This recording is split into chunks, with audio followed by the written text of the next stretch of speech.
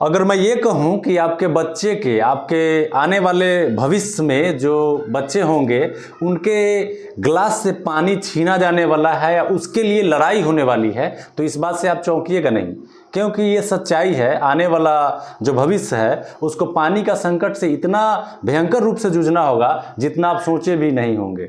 हम बात कर रहे हैं, जैसा कि आप न्यूज़ में कंटिन्यू देख रहे होंगे कि बेंगलुरु वाटर क्राइसिस के बारे में काफ़ी चर्चा हो रहा है। हर यूट्यूब चैनल पे, हर न्यूज़ चैनल में इस बात का चर्चा किया जा रहा है, जिक्र किया जा रहा है, जिससे आपको ये सीख लेने वाली है कि पानी का जो महत्व है वो कितना है, और जहां पानी का मात्रा कम गया है वहां पे क्या स्थिति बन रहा है। इसको देखिए, न्यूज़ पे देखेंगे तो आपको काफ़ी चीज़ देखने को मिलेगा कि क्या स्थिति वहां पे बना हुआ है। पानी का स्थिति किस वजह से क्राइसिस के दौर में चला जा रहा है, इसको समझने की बात है। इसको अगर समझना है तो अभी के दौर में जो स्थिति बेंगलुरु का बना हुआ है उसको देखिए, उसके बारे में जानिए, तब पता चलेगा कि पानी का महत्व क्या है।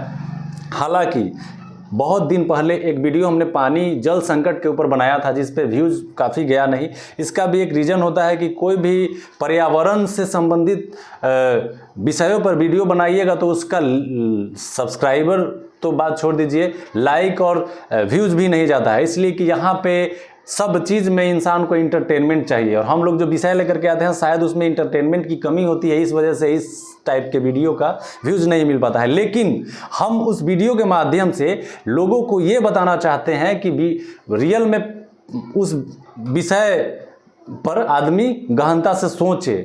उस जल संकट वाली वीडियो में हमने ये बताने का कोशिश किया था, बिहार के बहुत ऐसे जिला और स्थानों का हमने जिक्र किया था जिसमें बताया था कि यहाँ पे पानी का संकट काफ़ी ज़्यादा बना हुआ है, और इस पे लोगों का ध्यान आकृष्ट करवाया था। लेकिन वहाँ पे तो व्यूज़ ही नहीं गया। हम लोग छोटे यूट्यूबर हैं, हालांकि छोटे क्या है, सब बराबर है, लेकिन फिर भी व्यूज़ नहीं जाने का एक मेन वजह ये है कि इसमें हम लोगों के पास ये बहुत बड़ा मतलब बहुत बड़ा ट्रेंडिंग कंटेंट नहीं है, ऐसा हमको लगता है। लेकिन ट्रेंडिंग कंटेंट को खोजने में और देखने के चक्कर में कहीं आप ये तो नहीं भूले जा रहे हैं कि हमारा आने वाला भविष्य के साथ क्या होने वाला है, आने वाला वंश के साथ क्या होने वाला है, आपका आने वाला जो बच्चा होगा उसके साथ क्या। भारत का तीसरा सबसे बड़ा आबादी वाला शहर बेंगलुरु का जो ये हाल है, ये लगभग इसके इतिहास के 500 साल अगर बैक जाते हैं, उसने दौर में इतने सालों में इस तरह का क्राइसिस, वाटर क्राइसिस बेंगलुरु में नहीं देखा गया जितना अभी है। ये दर्शाता है कि लगभग तीसरा विश्व युद्ध जो है पानी की वजह से ही होगा। मतलब इंडिया में इस तरह का परिस्थिति बन रहा है तो ये जाहिर होता है कि जिस चीज़ का क्राइसिस होगा, युद्ध तो उसी के लिए होता है, लड़ाई तो उसी के लिए होता है। ये समझने वाली बात है, इसमें तो ज़्यादा दिमाग लगाना भी नहीं है। जिस चीज़ की कमी होती है मांग भी उसी का ज़्यादा होता है, और क्राइसिस होने की वजह से युद्ध और लड़ाई होना शुरू हो जाता है। बेंगलोर के वाटर क्राइसिस को देख करके ये समझना जरूरी है कि भारत का स्थिति वाटर क्राइसिस के हिसाब में क्या है, भारत का स्थिति क्या है। तो भारत का स्थिति लगभग पूरे विश्व के हिसाब से देखेंगे तो इंडिया में 18% आबादी एग्जिस्ट करती है। पानी की उपलब्धता की स्थिति को देखेंगे तो मात्र 4% पानी का ही यहाँ उपलब्धता है, और वो भी कंटिन्यू घटते जा रहा है, जिससे यह जाहिर होता है कि रियल में तीसरा विश्व युद्ध जो होने वाला है पानी के लिए ही होगा। इसी रिपोर्ट को अगर आगे देखेंगे तो इस रिपोर्ट में बताया गया है कि लगभग 70% जो पानी है इंडिया का वो दूषित है। इसका एक बहुत बड़ा उदाहरण आप बिहार में देख रहे होंगे। बिहार में अगर हम लोग बच्चे थे तो पानी जो है 30 से 35 फीट पे बहुत अच्छा पानी पीने लायक आ जाता था, लेकिन अब का स्थिति जो है, पानी इतना दूषित हो गया है कि अगर आप 300 से 400 फीट से कम अगर पानी यहाँ नल डलवाते हैं तो वो पानी दूषित माना जा रहा है। तो उस पानी को आप पी नहीं सकते हैं, इतना गंध देता है और इतना पीला टाइप का, उसमें आयरन और आर्सेनिक का मात्रा इतना ज़्यादा है। और इसी रिपोर्ट में आगे बताया गया है कि 2030 तक पानी का जो उपलब्धता इंडिया में है वो दुगुनी होने वाली है, और इसका सबसे बड़ा जो रिजल्ट होगा वो लड़ाई और झगड़ा और क्राइसिस का जो दौर शुरू होगा उस समय होगा। अभी तो सिर्फ बेंगलुरु में है, लेकिन पूरे इंडिया में होगा। जैसा कि हमने शुरू में बताया कि बेंगलुरु का स्थिति क्या है, तो बेंगलुरु का स्थिति तो एक शुरुआत है, पूरे इंडिया में ये क्राइसिस शुरू होने वाला है।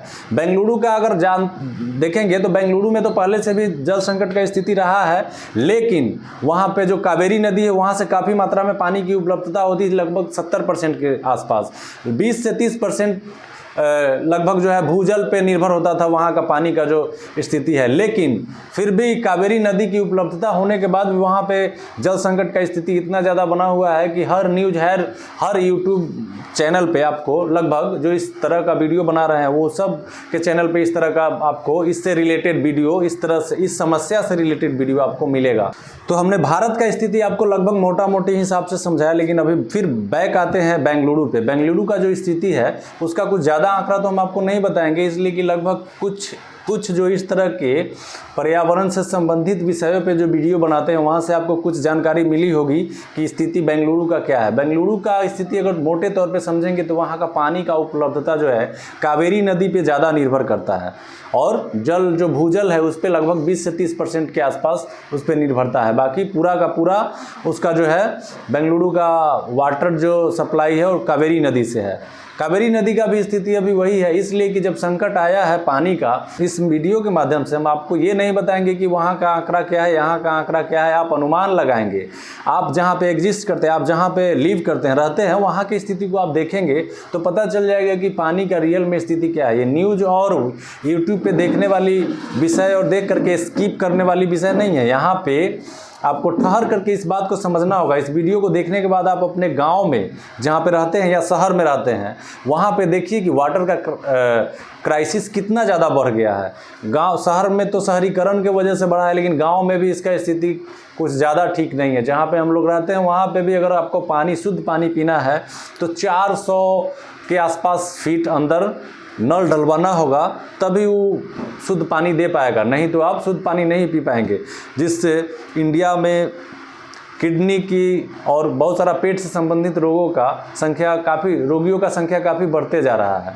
सब होने के बाद भी इंसान पानी के महत्व को समझ नहीं पा रहा है। आप जहाँ भी जाएंगे पानी को ऐसे बहाया जा रहा है जैसे ये पानी कुछ काम का हो ही नहीं। आप देखेंगे कि जो काम हम 1 लीटर में कर सकते हैं उसको 5 लीटर में मतलब वैसे ही वेस्ट करके किया जाता है। आप जहाँ पे देखे होंगे किसी बड़े बड़े घरों में या होटलों में जो आरओ लगाया होता है उसका जो पानी का एक्स्ट्रा पानी का जो फिल्टर ये पाइप होता है वैसे ही वेस्ट जा रहा है। लगभग दिन भर में 5 से 6 लीटर 10 लीटर 20 लीटर मतलब वो अपने क्षमता के हिसाब से पानी वो वेस्ट करता है। वो वेस्ट करना, उसको बचाया जा सकता है, उसको उस पानी को किसी और यूज में लगाया जा सकता है। इस बात को समझना होगा।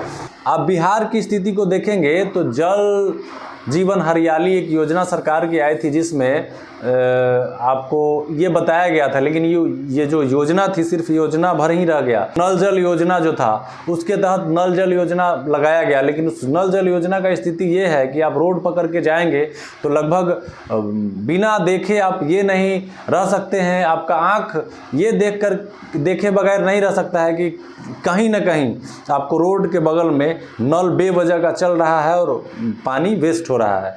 ये सब बहुत बड़ा वजह है जो पानी का स्थिति क्राइसिस की तरफ बढ़ रहा है। मतलब ये तो शुरुआत हुआ है। जो अनुमान लगाया जाता है कि तीसरा विश्व युद्ध जो है पानी की वजह से ही होगा, तो ये गलत नहीं है। ये हमको लगता है कि सही, और इसका शुरुआत कहीं कहीं से हो भी गया है। इसलिए कि बहुत जगह पूरे वर्ल्ड में लगभग पानी का, इंडिया में तो अभी शुरुआत हुआ है। इंडिया में शुरुआत में आपको बेंगलुरु के बारे में बताया जा रहा है, लेकिन दिल्ली का भी वही हाल है। अब बहुत सारा ऐसा स्टेट है जहाँ पे इस तरह का क्राइसिस शुरू हो गया है। अब तो इंसान को पता है भविष्य में, आने वाले भविष्य में मतलब सब कुछ तो होगा लेकिन पानी नहीं होगा पीने के लिए, इस तरह का स्थिति। और ये मैन मेड क्राइसिस है, ऐसा नहीं है कि ये प्राकृतिक रूप से, इसको जो है इंसान ने खुद जनरेट किया है। आप देखेंगे तो बहुत शहरों में नदी का जो धारा था वहाँ पे घर बनाया जा रहा है, शहरीकरण किया जा रहा है इस तरह से कि पानी का जो अंदर से जो पानी खींचा जा रहा है फिर वो अंदर जा नहीं पा रहा है, जिसके वजह से इस तरह का क्राइसिस शुरू हो रहा है। और प्लास्टिक का जो हम लोग यूज करते हैं, इसका भी बहुत बड़ा योगदान है वाटर क्राइसिस में और पानी को दूषित करने में। आज जो बिहार में और इंडिया के और सब स्टेट, मतलब उत्तरी भारत में आप देखेंगे तो बहुत ऐसे स्टेट थे जहाँ पे पानी को अगर 100 फीट पे नल को हिलाया जाता तो वहाँ से पानी, शुद्ध पानी मिल जाता था। आज से 10 साल पहले जाएंगे तो। लेकिन आज जो स्थिति बन गया है वो आप 300-400 के बीच अगर नहीं लेते हैं, नल नहीं डलवाते हैं तो आपको शुद्ध पानी नहीं मिलेगा। फिर वही आपको वही गंदा पानी और आर्सेनिक और आयरन वाला पानी से काम चलाना होगा और आप बीमार होने के लिए तैयार होंगे। फिर आपका पैसा डॉक्टर के पास जाएगा। ये सब जो है ना, चक्रव्यूह में इंसान अपने खुद के चक्रव्यूह में फंसते जा रहा है। तो इसमें आप लोग जागरूक होइए और पानी को किसी भी स्थिति में बचाइए। ये मजाकिया वीडियो नहीं है, इंटरटेनिंग वीडियो नहीं है, लेकिन इसको आप फैलाइए, लोगों को बताइए कि पानी हमारे लिए कितना महत्व रखता है। सांस जितना हम लोगों के लिए महत्व, ऑक्सीजन महत्व रखता है, उतना ही पानी महत्व रखता है। खाए बगैर आप शायद 2-4 दिन जिंदा रह सकते हैं, लेकिन पानी के बगैर मुश्किल है। पानी के बिना इंसान एग्जिस्ट ही नहीं करेगा। इसको नीला ग्रह, जो पृथ्वी को नीला ग्रह कहा जाता है, पानी की उपलब्धता की वजह से ही, और पानी की उपलब्धता की वजह से ही इंसान यहाँ एग्जिस्ट करता है या जीव जंतु एग्जिस्ट करता है। अगर पानी न हो तो इंसान का भविष्य संकट में है और बहुत बड़ा संकट में है। तो इसी के साथ हम उम्मीद करते हैं कि मेरे इस चैनल को सब्सक्राइब भी कर देंगे, इस वीडियो को शेयर भी कर देंगे, लोगों के बीच जागरूकता फैलाने का काम करेंगे। इस वीडियो की तरह एक और सारा वीडियो भी बना करके आप और लोगों को फैलाएंगे। इस वीडियो को अगर शेयर नहीं करते हैं तो एक रिपोर्टर बन करके आप इस तरह के वीडियो को फैलाएंगे, जिससे जागरूक होगा इंसान। और मेरे इस चैनल को सब्सक्राइब कीजिएगा ना, तो लगभग 7 सेकंड लगता है, 0.7 सेकंड लगेगा इसको सब्सक्राइब करने में, और पैसा तो लगभग नहीं करता है, जैसे आप जानते ही हैं। तो इस चैनल को सब्सक्राइब कीजिए, इस वीडियो को शेयर कीजिए। धन्यवाद।